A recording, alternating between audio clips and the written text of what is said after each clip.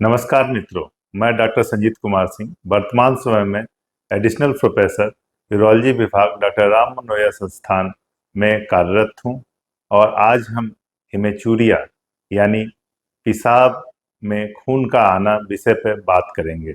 इसमें हम जानेंगे कि इसका क्या कारण है, हिमेचूरिया क्या होता है, इसकी हम लोग डायग्नोसिस यानी कैसे पता करते हैं और इसका ट्रीटमेंट यानी उपचार क्या है।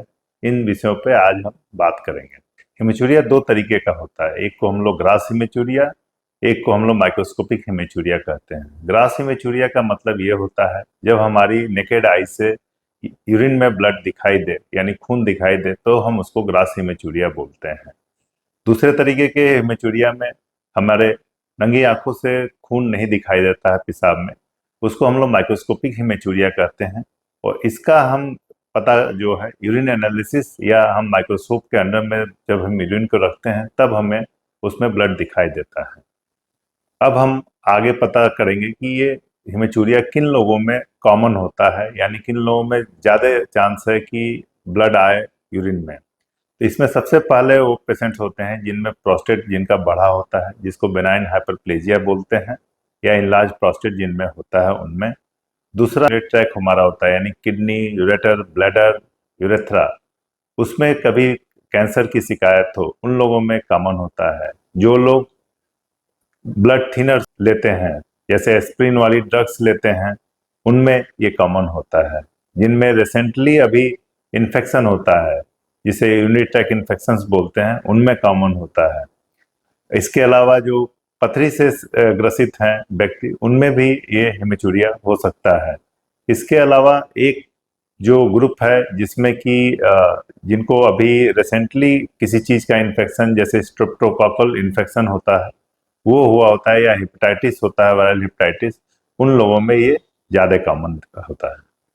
कुछ मरीजों में किडनी की भी डिजीजेज होती हैं जिसको हम ग्लोमेरुलोनेफ्राइटिस कहते हैं, उन केसेज में भी ये हिमेचूरिया हो सकता है। अब हम इसके कारण पे जाते हैं कि हिमेचूरिया क्यों होता है। तो सबसे पहला होता है कारण इन्फेक्शन या इन्फ्लेमेशन जो हमारे यूरिनरी ट्रैक्ट में होता है। दूसरा है हमें चोट लग जाती है, एक्सीडेंट्स होते हैं, उनमें ये हो सकता है। स्टोन डिजीज है, बेनाइन प्रोस्टेटिक हाइपरप्लेजिया है, विग्रेस एक्सरसाइजेज हम लोग जब करते हैं, जो लॉन्ग डिस्टेंस रनर्स होते हैं। एक कारण और है जो फीमेल्स में कॉमन होता है, एंडोमेट्रोसिस। ये सब कॉमन प्रॉब्लम्स हैं जिनकी वजह से हिमेचूरिया होता है। इसके अलावा और भी कारण है जिसमें सीरियस होती हैं वो प्रॉब्लम्स, जिसमें पहला है कैंसर, जो यूरिनरी ट्रैक्ट सिम्टम्स कहीं भी हो सकता है, किडनी, यूरेटर, ब्लैडर में होता है। इसके अलावा ब्लड डिसऑर्डर होते हैं जिसमें कोआगुलेशन डिसऑर्डर्स होता है, सिकल सेल डिजीज है उनमें होता है। और इसके अलावा किडनी डिजीजेज हैं जिसको हम बायोप्सी से पता करते हैं, जिसको हम ग्लोमेरुलोनेफ्राइटिस डिफरेंट टाइप के बोलते हैं। अब हम इसका पता कैसे करते हैं कि किस वजहों से ये हो रहा है।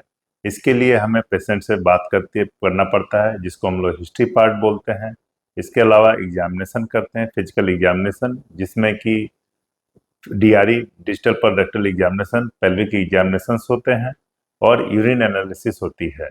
इसके अलावा हम इन्फेक्शन को पता करने के लिए यूरिन कल्चर कराते हैं। इसके बाद लोग ब्लड टेस्ट कराते हैं जिसमें हम एक कोआगुलेशन प्रोफाइल देखते हैं।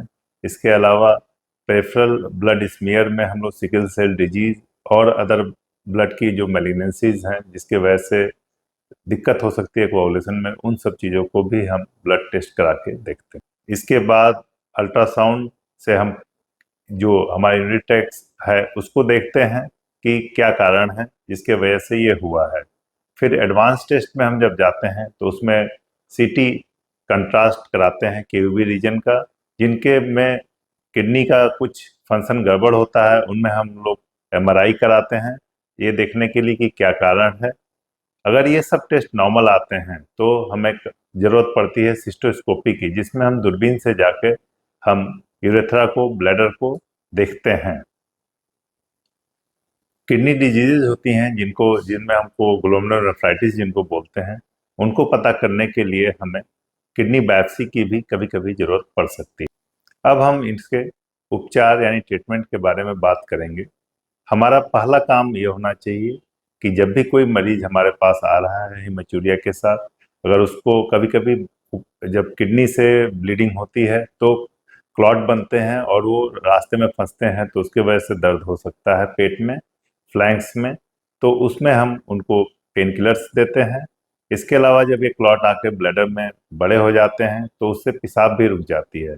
तो उस केस में हम लोग को कभी कभी कैथेटर डाल के उसमें इरिगेशन स्टार्ट करना पड़ता है कि फर्दर ब्लड क्लॉट ना बने और ब्लड ड्रेन होता रहे और उसको पेशाब जो रुके है जिससे दिक्कत हो रही है वो रिलीव हो।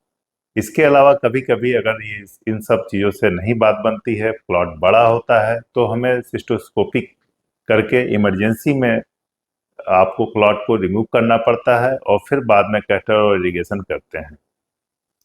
इसके बाद जब ये प्राइमरी ट्रीटमेंट हो जाता है, उसके वजह से जो हेमेचूरिया की वजह से जो दिक्कतें हैं वो सॉर्ट आउट हो जाती हैं, तो उसके बाद हम लोग इसके कॉज के बारे में पता करते हैं। और जो हमें पर्टिकुलर कॉज जो हमारे जो अभी हमने पहले बात की, ये सीटी, एमआरआई या सिस्टोस्कोपी या किडनी बायोप्सी करके जो भी हमें कारण पता करते हैं, उसके अकॉर्डिंगली हम लोग फिर ट्रीटमेंट डिसाइड करते हैं कि फर्दर हमें क्या करना। अब हम अगर मुख्य बातों पे बात करें हेमेचूरिया के, तो ब्लड कभी भी यूरिन में आए तो आपको घबराने की जरूरत नहीं है। हर एज ग्रुप में इसके अलग अलग कारण हैं। तो हम जब भी ब्लड आए तो एक क्वालिफाइड यूरोलॉजिस्ट से मिलें और हेमेचूरिया के कारण का पता करें।